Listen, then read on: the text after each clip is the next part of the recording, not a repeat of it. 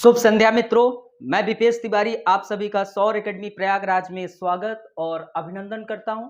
आशा करता हूं कि आप सभी लोग अच्छे, स्वस्थ एवं तंदुरुस्त होंगे और बहुत अच्छे तरीके से अपने आगामी परीक्षा की तैयारी कर रहे होंगे।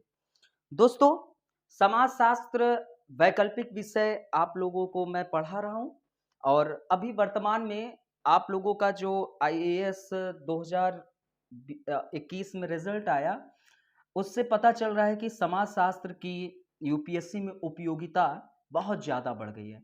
लगभग 1000 से ऊपर लोगों ने मुख्य परीक्षा लिखा और लगभग 105 लोग अकेले समाजशास्त्र में क्या किए, सफलता अर्जित किए। तो दोस्तों, यह विषय बहुत अत्यंत छोटा, मतलब कि बहुत ज़्यादा बड़ा नहीं, और इस विषय को आप बहुत आसानी तरीके से कम समय में क्या कर सकते हैं, रिवीजन कर सकते हैं, राइट। और सबसे बहुत इंपॉर्टेंट बात यहां पर यह निकल के आती है इस विषय से संबंधित कि यह विषय आपके दैनिक दिनचर्या से जुड़ी हुई है। ये आप कतई नहीं कर सकते कि इस विषय का जो जुड़ाव है वह आपके दैनिक दिनचर्या से नहीं है। आप जो दैनिक में, जैसे आप नातेदारी, है ना, परिवार में रहते हैं, है ना, तो इन सब पहलुओं से जुड़ा हुआ है। इसी समाज में रहकर आप लोकतंत्र का भी मजा लेते हैं, है ना, इसी समाज में रहकर मजा लेते हैं और अपने प्रक्रियाओं को किस ढंग से संचालित कर रहे हैं, एक लोकतांत्रिक प्रक्रिया से कर रहे हैं। इसी परिवार में रहकर आप आर्थिक क्रिया भी कर रहे हैं और इसी परिवार में रहकर धार्मिक पहलुओं को भी धारण कर रहे हैं कि नहीं। तो यह सब यूपीएससी के समाजशास्त्र में सिलेबस में दिया गया है कि यह टॉपिक आपका राजनीति एवं समाज, इसको पढ़िए, इसका समाजशास्त्र से संबंध है, इसका आप आर्थिक क्रियाओं को संचालित कर रहे हैं तो आप कार्य एवं आर्थिकी जीवन को पढ़िए, धर्म एवं समाज, क्योंकि इसी समाज में रहकर आप धार्मिक पहलुओं को पालन कर रहे हैं, इसका अध्ययन करिए। और दोस्तों, आप लोगों को जिस परिवार में रह रहे हैं उसमें एक आपका अंतः संबंध है, तमाम प्रकार के नातेदारी हैं, उन चीजों को आप क्या कर रहे हैं, एंजॉय कर रहे हैं। तो अब इसी समाज में आपके क्या है, स्तरीकरण, है ना, और उसमें गतिशीलता, जो भी चीजें हैं, इन सब का आप क्या कर रहे हैं, स्टडी कर रहे हैं। तो समाज शास्त्र पढ़ने के लिए आपको थोड़ा बहुत इस समाज शास्त्र में जीना शुरू करिए। मेरा जो पढ़ाने की प्रक्रिया है वो आपको फील कराना है ना, उनको फील करिए। वो चाहे थिंकर के माध्यम से आपको फील कराना हो, थिंकर के माध्यम से फील करिए। जिस टॉपिक में आपको एनालिसिस करके मैं बता रहा हूं उनको, और रटिए मत। ये जो रटने की आदत है, इस रटने की आदत को हमें क्या कम करना है, सीमित करना है, चीजों को अधिक से अधिक समझना है। अभी आपको ये जैसे ही थिंकर समाप्त होंगे, Karl Marx, Weber, Parsons, Merton, Mead, Durkheim, समाप्त होते ही मैं एक क्लास में इनका बहुत अच्छे तरीके से रिवीजन कराऊंगा और चुटकी में आप इन चीजों को ध्यान कर लेंगे।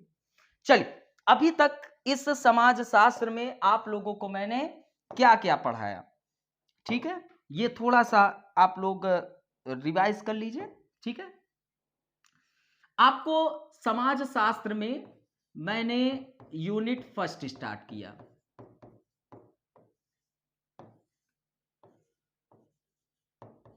यूनिट फर्स्ट, जिसमें फर्स्ट टॉपिक आपका दिया गया है क्या, यूरोप में आधुनिकता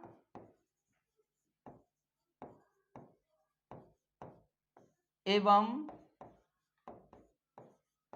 सामाजिक परिवर्तन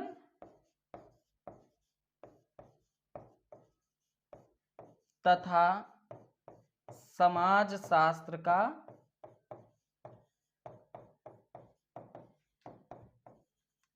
आविर्भाव। सिंपल तरीके से माइंड में डालिए, सोचिए, सिंपल तरीके से अभी मैंने आपको पढ़ाया है यूरोप में आधुनिकता, अर्थात कि यूरोप का जो समाज था अपने आधुनिक होने से पहले क्या था, ट्रेडिशनल था। चर्च एवं उसमें रहने वाले पादरी का वर्चस्व था। राइट, क्या था? वर्चस्व था।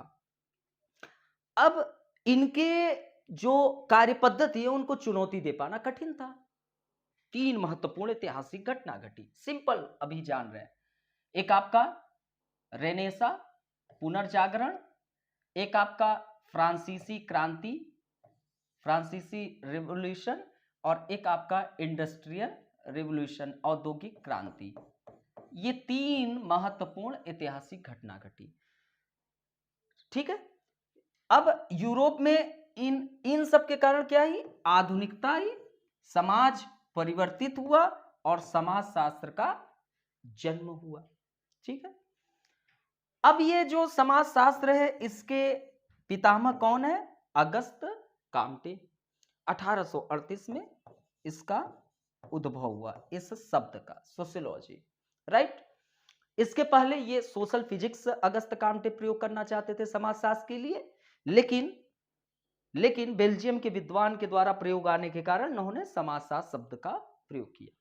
सोशियोलॉजी आपका 2 शब्दों से मिलकर बना है, सोसस एंड लोगस। सोसस का अर्थ बंधुत्व या भाईचारा, लोगस का अर्थ अध्ययन, भाईचारे का अध्ययन।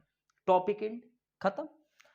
अब आपको मैंने फिर उसके बाद मैंने आपको बताया इसी यूनिट फर्स्ट में, आपका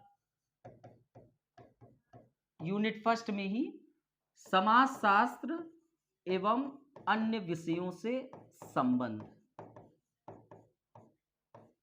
अन्य विषयों से संबंध।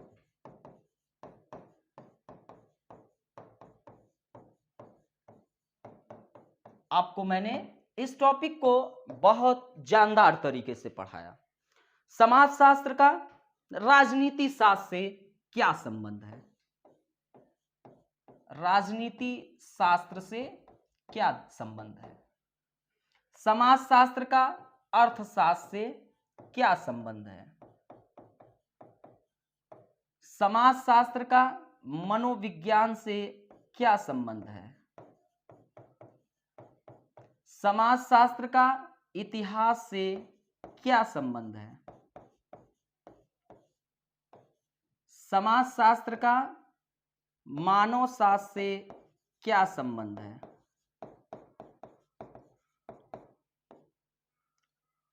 समाजशास्त्र का इन सब से जो संबंध है हमने आपको पूरा डिटेल में पढ़ाया, बहुत अच्छे तरीके से। ठीक है, और इनसे प्रश्न आते हैं। ठीक है, इन सबको आपको डिटेल में मैंने अच्छे से बताया। फिर उसके बाद आपको मैंने अगला टॉपिक जो लिया वो लिया आप लोगों से समाजशास्त्र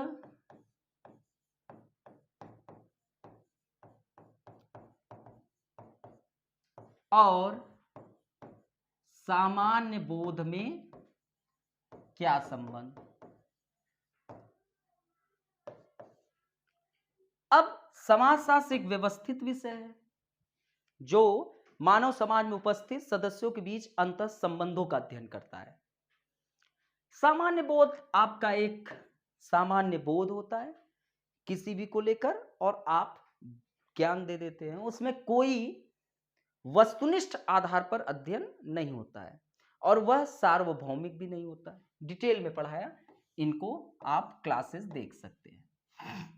ये भी आपका टॉपिक मैंने समाप्त किया। एक टॉपिक उसमें बचा हुआ है समाजशास्त्र का विषय क्षेत्र, बस थिंकर खत्म होंगे, इसी टॉपिक को मैं पढ़ाऊंगा आप लोगों को।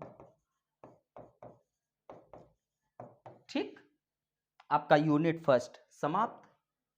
फिर उसके बाद आप लोगों को मैंने काल यूनिट फोर्थ स्टार्ट किया।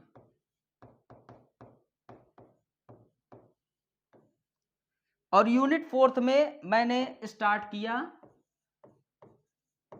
कार्ल मार्क्स को, जिसमें कार्ल मार्क्स के टॉपिक में मैंने ऐतिहासिक भौतिकवाद डिटेल में आपको पढ़ाया, डिटेल में पढ़ाया। फिर आपको स्तरीकरण डिटेल में पढ़ाया। फिर आपको अलगाववाद डिटेल में पढ़ा दिया। उत्पादन की विधा बहुत अच्छे से काफी चर्चा भी हुआ। उत्पादन की विधा डिटेल में चर्चा हुई ना। अब आप लोगों को कार्ल मार्क्स में जो इंपॉर्टेंट टॉपिक थे उसको मैंने आप लोगों को डिटेल में सारी चीजों को पढ़ा दिया। एक वर्ग संघर्ष भी था, ये आपको डिटेल में चर्चा हो चुकी है। ठीक है, सब ये भी टॉपिक समाप्त है। फिर उसके बाद आपको मैंने यूनिट 4 में मैक्स वेबर स्टार्ट किया। वेबर में आपको मैंने फर्स्ट जीवन परिचय बताया। फिर उसके बाद आपको मैंने टॉपिक लिया समाजशास्त्र की विषय वस्तु।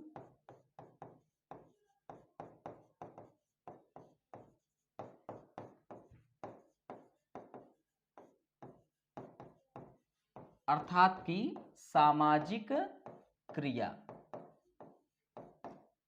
फिर उसके बाद अधिकारी तंत्र।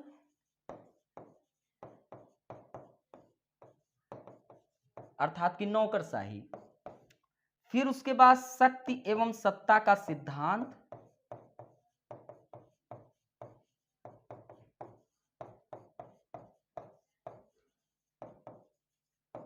फिर उसके बाद आपको मैंने स्तरीकरण अर्थात की त्रिपक्षीय सिद्धांत, कार्ल मार्क्स की आलोचना की है तो त्रिपक्षीय सिद्धांत वेबर के अनुसार। फिर उसके बाद धर्म पर प्रोटेस्टेंट नीति शास्त्र एवं पूंजीवाद की भावना, ये टॉपिक आपको मैंने डिटेल में चर्चा किया। अब मैंने आप लोगों को किसको स्टार्ट किया हूं, दुर्खिम। किसको, दुर्खिम। ठीक है, अब आप लोगों को मैंने दुर्खिम स्टार्ट किया है। दुर्खिम के फर्स्ट टॉपिक में मैंने आप लोगों को श्रम विभाजन बहुत अच्छे से पढ़ा चुका हूं। फिर उसके बाद सामाजिक तथ्य बहुत अच्छे से पढ़ा चुका हूं। तीसरा आपका टॉपिक है धर्म एवं समाज।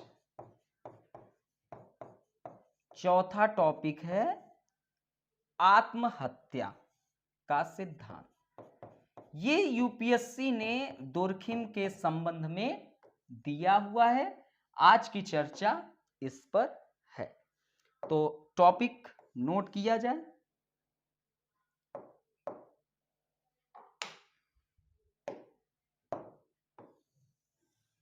अब मैं आप लोगों से चर्चा करता हूं दुर्खिम के धर्म एवं समाज में जो मेरा मैं जैसे पढ़ाता हूं टोटेमवाद,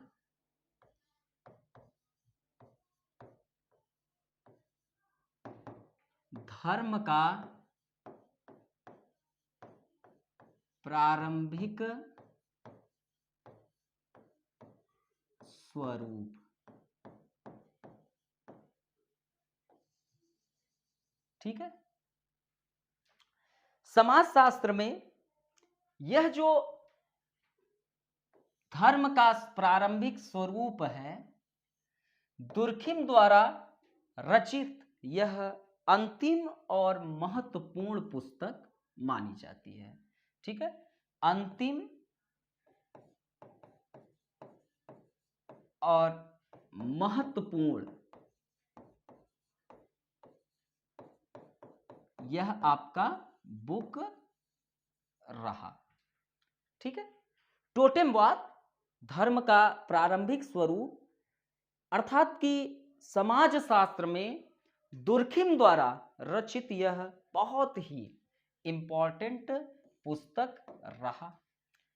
इस पुस्तक में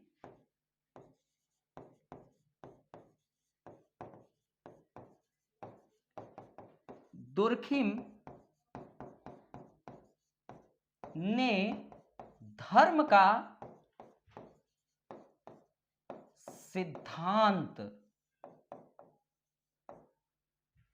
प्रतिपादित किया। यह जो आप पुस्तक देख रहे हैं, इस पुस्तक में दुर्खिम ने क्या किया? धर्म का सिद्धांत प्रतिपादित किया। दुर्खिम जो थे वो धर्म के वास्तविक स्वरूप को क्या चाहते थे? समझाना चाहते थे। ठीक। तो ये जो टोटेमवाद धर्म का प्रारंभिक स्वरूप है, यह दुर्खिम द्वारा रचित बहुत ही इंपॉर्टेंट बुक रही। और इस पुस्तक में दुर्खिम ने क्या काम किया? इसी पुस्तक में ही दुर्खिम ने धर्म का जो सिद्धांत है उसी को प्रतिपादित किया। दुर्खिम महोदय जो थे वो धर्म के वास्तविक जो स्वरूप है उसको क्या चाहते थे? समझना चाहते थे। उनके अनुसार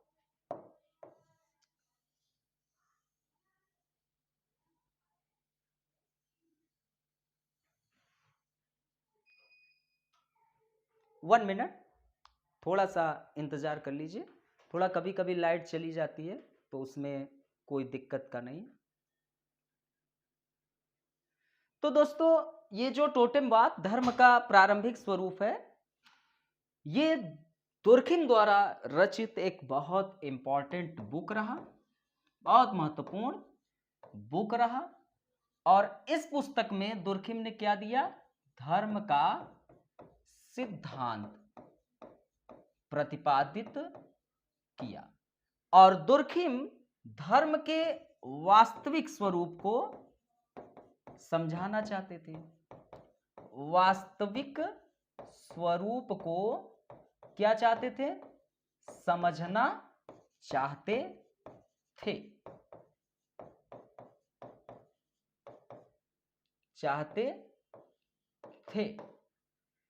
अब उनके अनुसार, अर्थात कि दुर्खिम महोदय के अनुसार,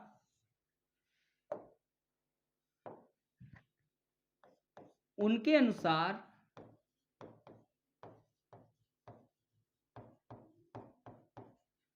धर्म के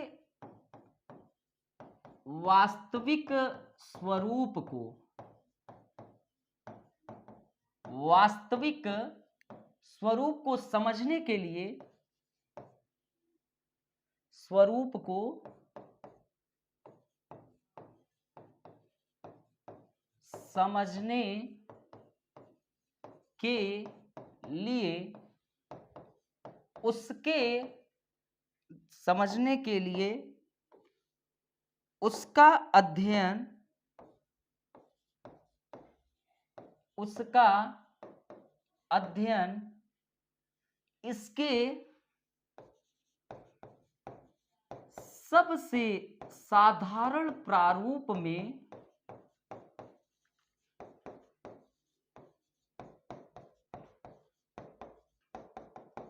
क्या होगा? करना होगा। ठीक। तो टोटेमवाद धर्म का प्रारंभिक स्वरूप दुर्खिम द्वारा रचित एक बहुत इंपॉर्टेंट पुस्तक रही। उसमें उन्होंने धर्म के सिद्धांत को क्या किया? प्रतिपादित किया। जो दुर्खिम साहब थे वो धर्म के क्या चाहते थे? कि हम उसके वास्तविक स्वरूप को समझना चाहते थे। अब क्या हुआ कि जब वो समझना चाहते थे तो उन्होंने कहा कि देखिए, धर्म के वास्तविक स्वरूप को आपको समझना है ना, तो समझो, क्यों पीछे हट रहे हो? धर्म के वास्तविक स्वरूप को समझने के लिए पहले हमको क्या करना होगा? अध्ययन करना होगा। कैसा? तो पहले सबसे साधारण प्रारूप में करना होगा। क्यों? क्यों? क्योंकि उनका मानना था कि भाई आखिरकार साधारण प्रारूप में ही क्यों करना चाह रहे हैं? ये आपके मन में प्रश्न उठेगा कि आखिरकार दुर्खिम साहब कह रहे हैं कि हम धर्म के वास्तविक स्वरूप को समझना है। तो धर्म के वास्तविक स्वरूप को समझने के लिए हमें उसका स्टडी करना होगा। और स्टडी कैसे करना होगा? तो उसके स्टडी के लिए सबसे पहले हमके उसको साधारण प्रारूप में करना होगा अध्ययन। अब जब सबसे साधारण प्रारूप में उन्होंने आखिरकार क्यों कहा कि सबसे साधारण प्रारूप में करना होगा? क्योंकि उनका मानना था कि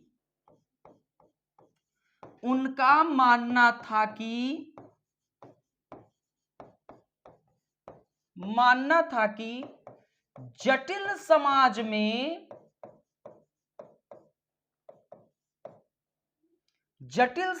में धर्म जो होता है वो गिरगिट हो जाता है।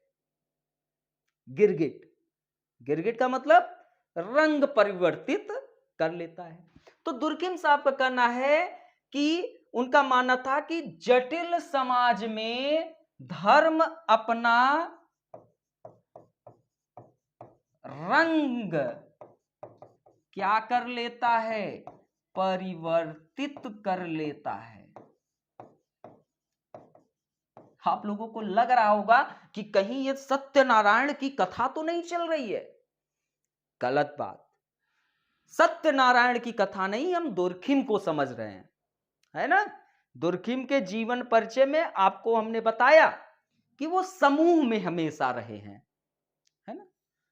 तो वह समूह को ज्यादा प्राथमिकता दिए हैं, है ना, समाज को। अभी आप समझेंगे आगे। वो समाज को श्रेष्ठ मानते हैं, मनुष्य को हीन मानते हैं। अभी समझेंगे आगे। बहुत इंटरेस्टिंग टॉपिक है, मजेदार तरीके से समझना है, ठीक है। तो क्या समझे?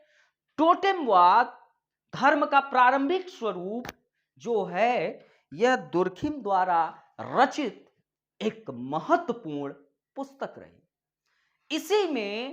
इसी पुस्तक में दुर्खिम साहब ने धर्म का सिद्धांत प्रतिपादित किया। और वो दुर्खिम साहब जो थे वो धर्म के वास्तविक स्वरूप को समझना चाहते थे, समझना चाहते थे। अब धर्म के वास्तविक स्वरूप को समझने के लिए क्या करना होगा? स्टडी, अध्ययन। और अध्ययन जो है उन्होंने कहा कि इसका अध्ययन सबसे साधारण प्रारूप में करना होगा, तभी जाकर हम सभी चीजें समझ सकते हैं, है ना।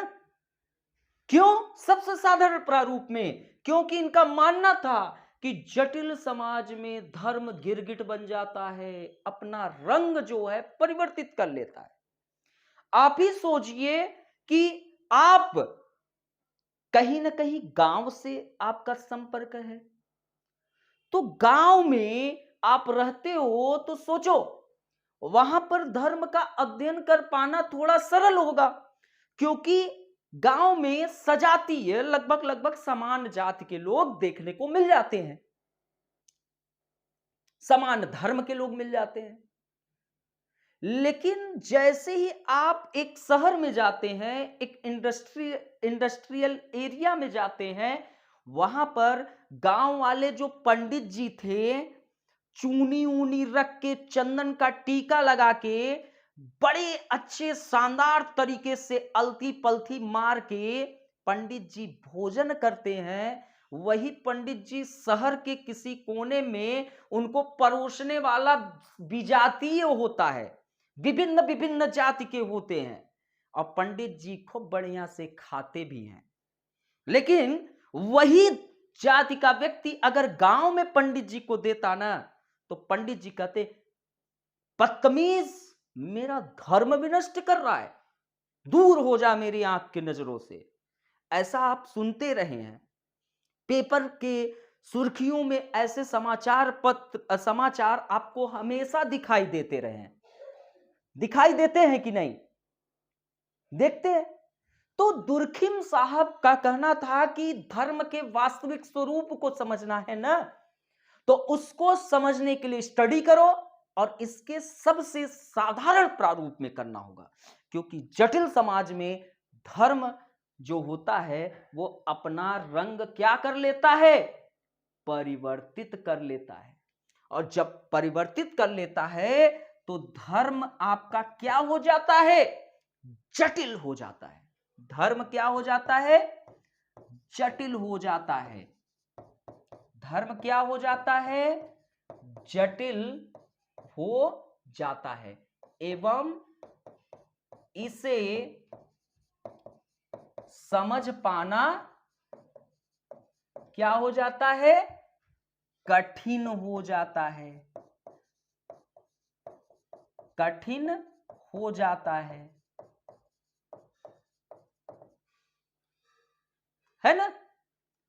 तुर्खिम साहब जो सोच रहे थे कि हम वास्तविक स्वरूप धर्म का समझने के लिए निकले हैं, तो सबसे पहले इसके साधारण प्रारूप में हमें समझना होगा, क्योंकि जटिल समाज में हम समझने के लिए निकलेंगे तो वहां पर धर्म अपना रंग रूप बदल चुका है और वहां पर धर्म जटिल अवस्था में है। हम उसको समझ पाने में असमर्थ रहेंगे, है ना। हम गलत रूप से धर्म को समझ लेंगे और उसकी व्याख्या कर देंगे तो थोड़ा समस्या बन जाएगा। तो जटिल समाज में धर्म के रंग को परिवर्तित होने के कारण इसे समझ पाना क्या हो जाता है, समझ पाना कठिन हो जाता है। दुर्खिम से पूर्व एक टाइलर थे। टायर न समझ लेना कि टायर समझ लो, ल को गायब कर दो, अब याद हो जाएगा टाइलर, राइट। तो दुर्खिम से पूर्व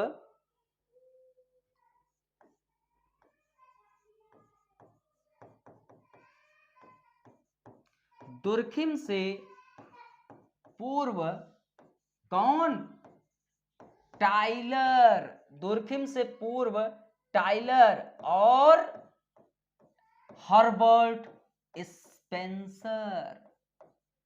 कौन, टाइलर और स्पेंसर ने कहा कि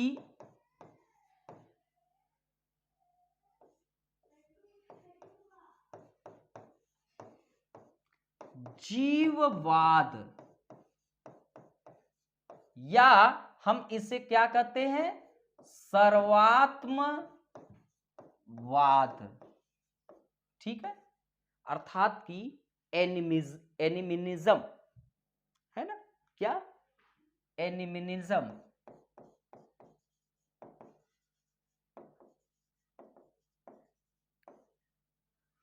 ठीक है। तो दुर्खिम से पहले कौन, टाइलर तथा स्पेंसर, ठीक है, टाइलर तथा स्पेंसर, ये दो विद्वान जो थे, किससे पहले, दुर्खिम महोदय से पहले, ठीक है, समझिए। दुर्खिम से पहले टाइलर तथा स्पेंसर ने कहा कि जीववाद, और या इसे हम क्या कह सकते हैं, सर्वात्मवाद, यह धर्म का सबसे साधारण प्रारूप है, सबसे साधारण प्रारूप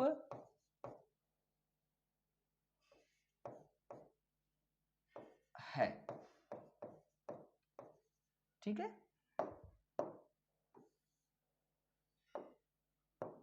साधारण प्रारूप है, ठीक है। तो दुर्खिम साहब भी ऐसा ही प्रयास कर रहे हैं ना, कि धर्म के वास्तविक स्वरूप को समझने के लिए वो क्या कहे, हमें इसके सबसे साधारण प्रारूप को समझना होगा, है ना, है ना, ऐसा ही है। अभी आगे समझेंगे, लेकिन अब यहां पे समझ रहे हैं हम आगे कि दुर्खिम से पहले भी विद्वान ने ऐसा प्रयास कर चुके हैं। वो विद्वान में दुर्खिम से पहले टाइलर और स्पेंसर हैं, जिन्होंने जीववाद या सर्वात्मवाद इसको धर्म का सबसे साधारण प्रारूप कहा। अभी पितर पक्ष आया। पितर सभी को पता है, कमेंट करो। पितर क्या होता है? पितर में अपने पूर्वजों की आत्माओं की उपासना करते हैं कि नहीं? आप सभी लोग करते होंगे। अपने मृत पूर्वजों की आत्माओं की उपासना की जाती है कि आपने जो हमें ज्ञान दिया, इस समाज में आगे बढ़ने के लिए प्रोत्साहन दिए, तमाम प्रकार के बीमारियां जो होती हैं उनसे लड़ने के लिए घरेलू उपाय, किस्से, कहानियां, तमाम प्रकार के त्योहार, हर एक चीज आप लोगों ने बनाया और आगे की पीढ़ी उनको पालन कर रही है। तो आप हमेशा हमारे ऊपर आशीर्वाद बनाए रखिए। तो जीववाद और सर्वात्मवाद में क्या होता है? यह मृत पूर्वजों की आत्माओं की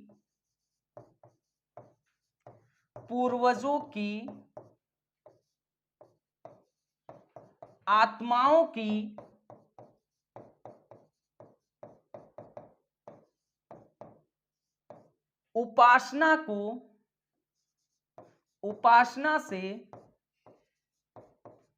संबंध रखता है, या आत्माओं की उपासना से संबंधित है। तो जीववाद या सर्वात्मवाद, एनिमिनिज्म, इसमें क्या होता है? मृत पूर्वजों की आत्माओं की उपासना की जाती है ना। पितर पक्ष में आप लोग करते हो ना, आपके घर में बड़े बुजुर्ग करते होंगे। आप देखिए पितर में बड़े बड़े सभी लोग टकले हो जाते हैं, जो क्या होते हैं, जिनके घर में किसी का देहांत हो जाता है तो जो दाग देते हैं ना, जो जलाते हैं, जो मर जाते हैं तो उनको जलाया जाता है। तो वही लोग जो है पितर पक्ष में क्या करते हैं? मृत पूर्वजों की आत्मा का उपासना करते हैं। गया, लोग गया जाते हैं ना, देखे होंगे। तो वह मृत पूर्वजों की आत्माओं की शांति के लिए लोग जाते हैं कि वो तांडव न करें, है ना। कभी कभी मृत पूर्वजों की आत्माएं तांडव करती हैं, है ना। देखते होंगे, ये खूब अच्छे से देखते होंगे आप लोग, है ना। तो तांडव करते हुए दिखाई देते हैं कि देखिए मैं आपके शरीर में आ गई हूं, मेरा नाम क्या है, तो पता चला कि दादा बाबा का नाम लिए मैं ये हूं वो हूं, है ना। देखते हैं ना। इसको एंजॉय ना करिए, बता रहा हूं कि ऐसे होता है ना। तो ये टाइलर और स्पेंसर है जो जीववाद या सर्वात्मवाद को मानते हैं, ठीक है। तो ये धर्म का सबसे साधारण प्रारूप को बताते हैं, ठीक है। अब आपके एक विद्वान और है, मैक्स मूलर।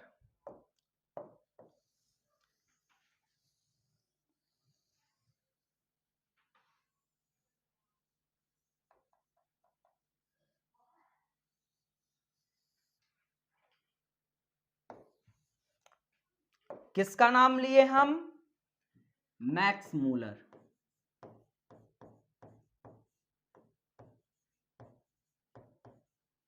मैक्स मूलर के अनुसार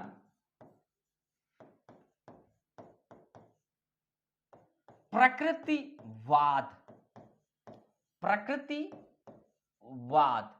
धर्म का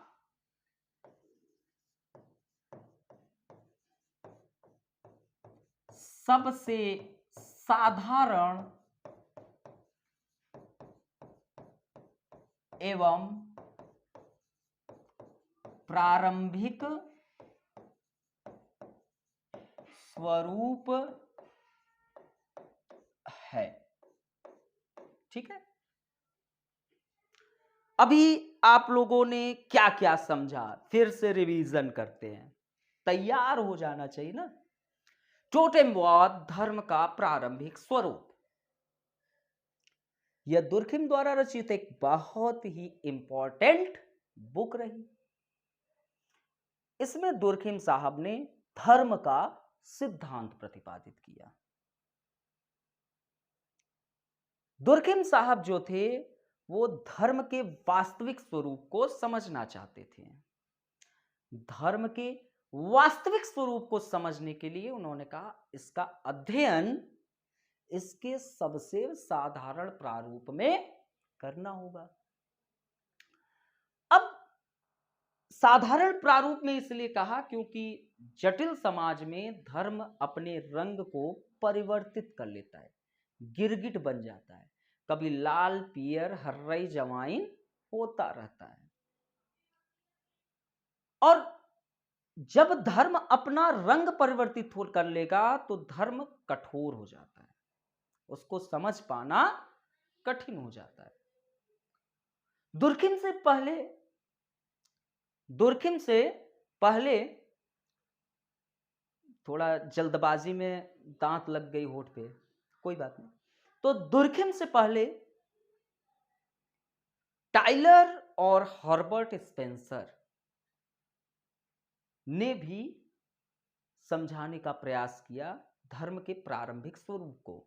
उनके अनुसार जीववाद या सर्वात्मवाद या एनिमिनिज्म धर्म का प्रारंभिक स्वरूप है। इसमें मृत पूर्वजों के आत्माओं की उपासना की जाती है।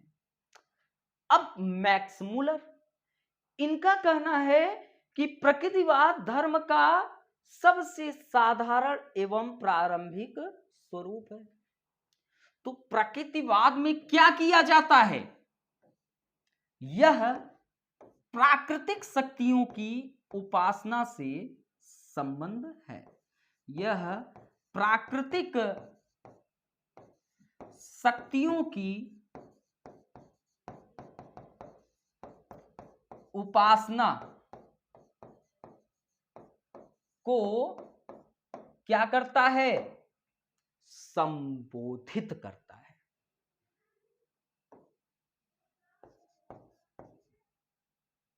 संबोधित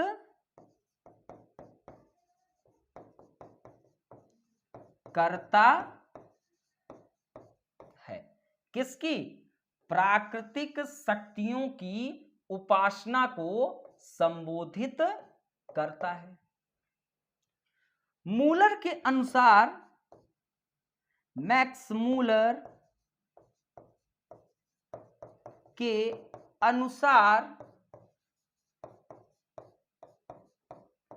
मैक्स मूलर के अनुसार यह प्राकृतिक शक्ति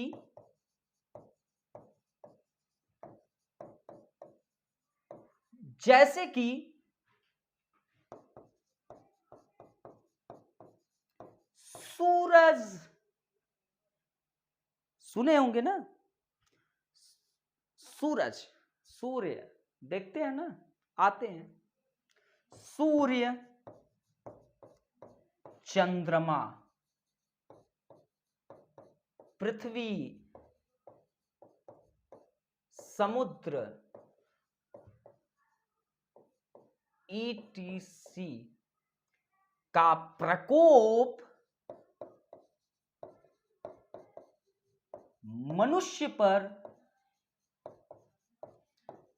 हमेशा से रहा है।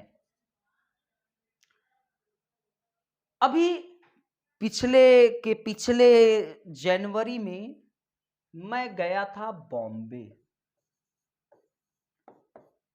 टहरा तो जबरदस्त। एक दिन रात के अंधेरे में हम और हमारे एक मामा श्री के लड़के हैं, हम लोग निकल लिए, पल्सर 220 बाइक थी, निकल लिए और रात को 1 बजे समुद्र के किनारे बिल्कुल अंधेरा, जंगल से होते हुए हम लोग पहुंचे थे, बिल्कुल अंधेरा, और हम सिर्फ 2 लोग ही उस वक्त उपस्थित थे। और वहां पर यह फील किया लहरें ऐसा उफान मार रही थी, हाड़ हाड़ हाड़ हाड़ की आवाज आ रही थी, मानो कि शरीर में रोंगटे खड़े कर दे। अगर उस वक्त गंभीरता से चिंतन और मनन किया जाए और उस पर विचार विमर्श किया जाए, तो ऐसा लग रहा था कि मानो एक डर का माहौल शरीर में व्याप्त है। किसका डर? उस प्रकृति का डर। क्या वो लहरें कि कोई उठा रहा है? ये लहरें अपने आप में उफान मार रही थी।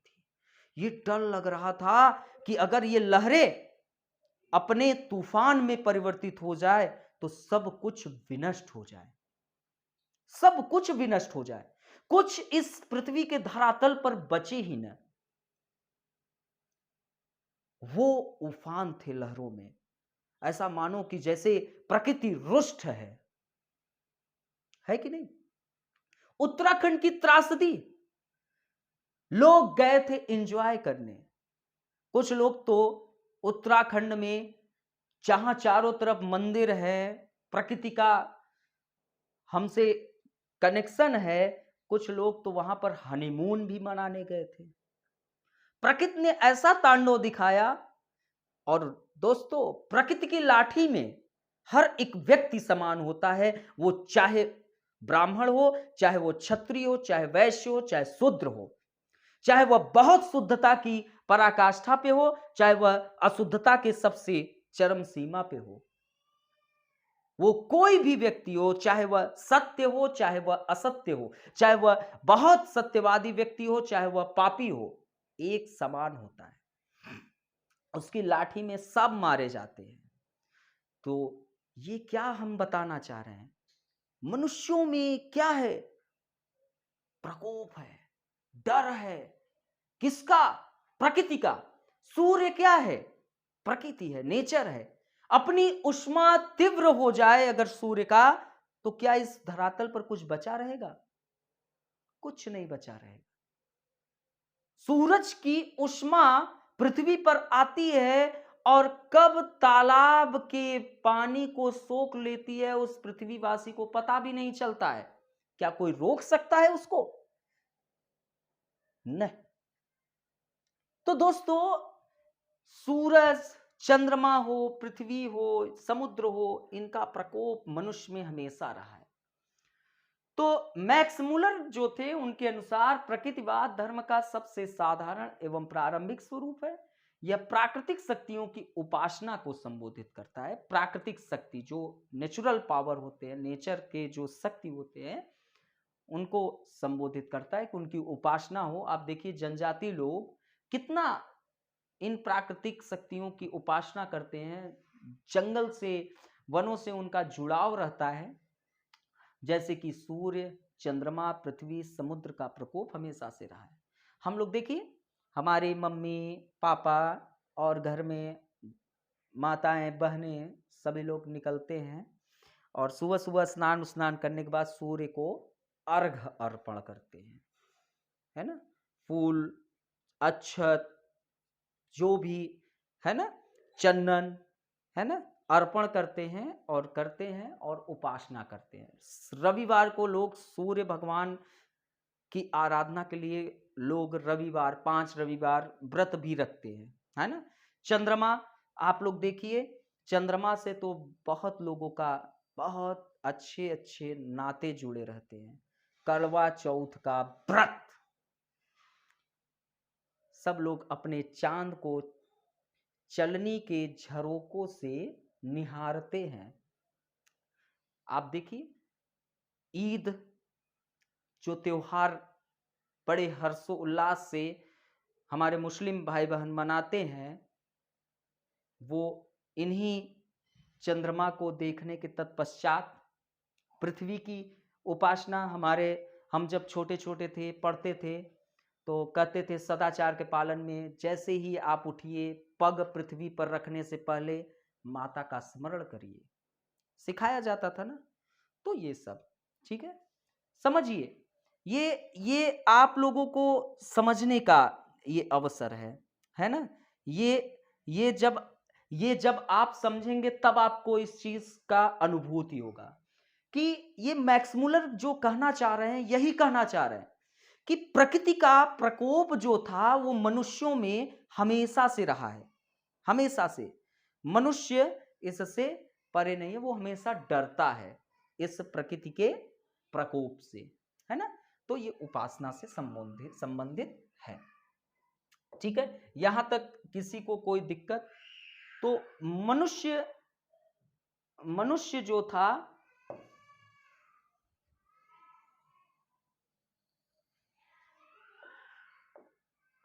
मनुष्य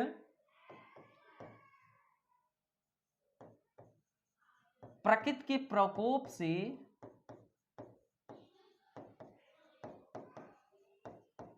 हमेशा से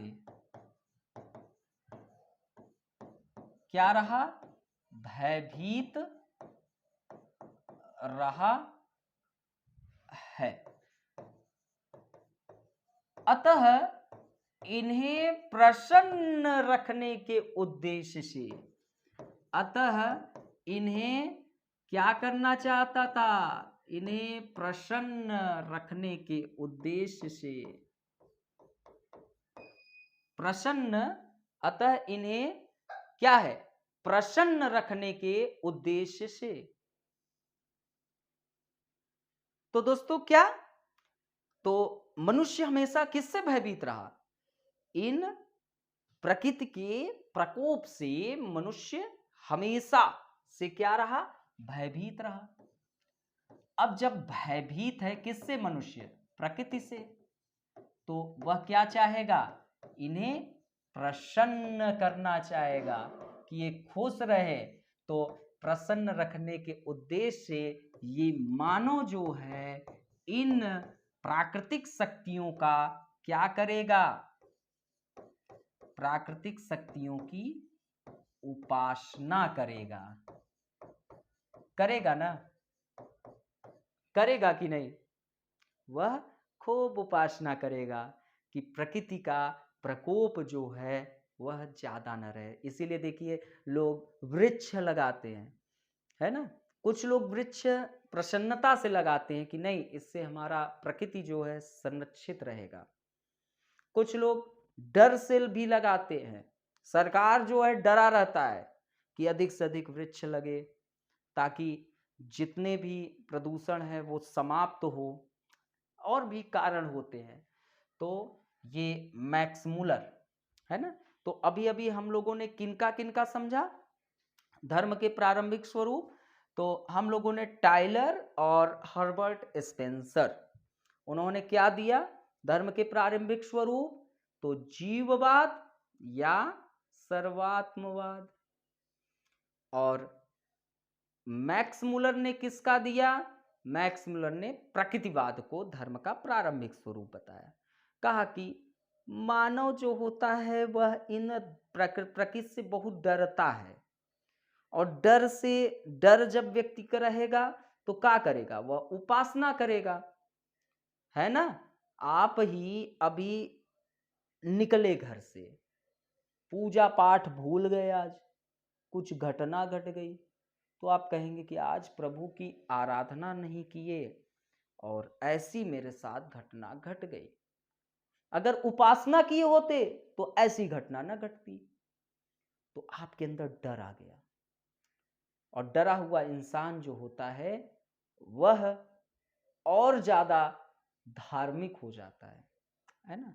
चलिए, और दुर्खिन साहब जो थे उन्होंने इन दोनों ही विचारों का खंडन किया। उन्होंने टाइलर और हर्बर्ट स्पेंसर द्वारा रचित धर्म का प्रारंभिक स्वरूप जीववाद या सर्वात्मवाद या एनिमिनिज्म अर्थात कि मृत पूर्वजों के आत्माओं की उपासना जो बता रहे हैं उनका खंडन किया, और साथ ही मैक्स मुलर द्वारा बताया हुआ धर्म का प्रारंभिक स्वरूप प्राकृतिक शक्तियों का भी उन्होंने खंडन किया। आगे की प्रक्रिया जानने के लिए आपको इंतज़ार करना होगा अगले क्लासेस का। तब तक के लिए आप लोगों से मैं विदा लेता हूँ। Bye bye, take care. अच्छे से आप लोग तैयारी करिए जितना हो सके। ये डर और भय अपने अंदर से निकालिए। मैं समाजशास्त्र में आप लोगों से गारंटी लेता हूं कि एक भी परसेंटेज समस्या नहीं होने दूंगा। आपको समस्या होगी, आप मेरे को कॉल करना। आपकी समस्या का समाधान मेरा उत्तरदायित्व है और मैं एक ऐसा अध्यापक हूं कि आपको एक भी समस्या कभी होने नहीं दूंगा। तो बिना डरे जमकर मेहनत करना स्टार्ट करिए। मेहनत करेंगे तब चीजें सब याद भी हो जाएंगी और ये रट्टम रटाया विद्या से दूर हो जाइए। ये बहुत समस्या पैदा करता है। ये रट्टम विद्या दूर करिए और समझने का प्रयास करिए। बहुत इजी है समाजशास्त्र, बस समझने की देरी है। और कुछ भी चीज समझियो ना तो का काम करो। कोई भी चीज समझना है तो का काम करो। इसी समाज में रहते हो ना, कहीं बाहर से तो आए हुए नहीं हो। इसी भारतीय समाज में रह रहे हो ना, सब चीजें यहीं पर है, दिखेंगी आपको। ठीक है, तो चलिए बाय बाय, टेक केयर, मिलते हैं अगले लेक्चर में।